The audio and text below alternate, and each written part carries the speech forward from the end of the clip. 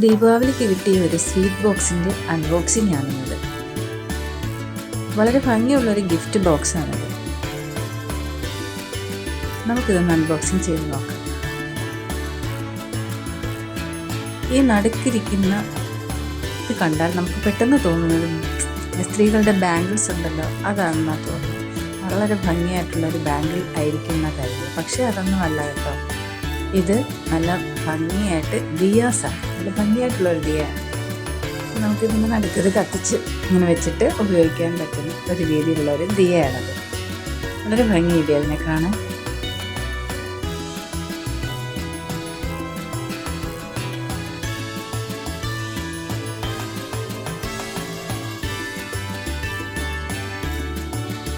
ഇതിനകത്ത് 12 ഐറ്റംസ് ഉണ്ട്.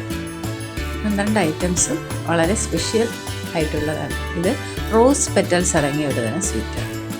ഇതൊരു ചോക്ലേറ്റാണ്. ഇത് 4 എണ്ണം ഉണ്ട്.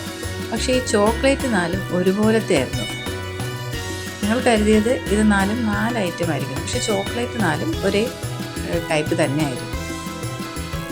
ഏറ്റവും ആകർഷിച്ചത് ആ റോസ് പെറ്റൽസിൻ്റെയാണ്. റോസ് പെറ്റൽസ് കൊണ്ടുള്ള സ്വീറ്റ് വളരെ വളരെ നല്ലതായിരുന്നു.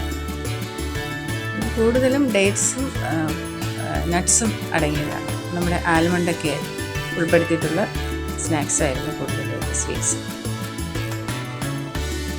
പിന്നെ ആ ദിയ എടുത്തൊന്ന് കത്തിച്ച് അതിൻ്റെ നടുക്കായിട്ട് വെച്ച് നോക്കി.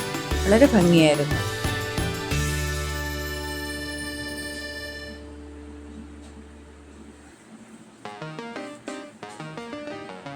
വളരെ ഭംഗിയുള്ളൊരു ദിയായിരുന്നത്. ഇതിൽ 12 ഐറ്റം അങ്ങനെ ഉണ്ടായിരുന്നു.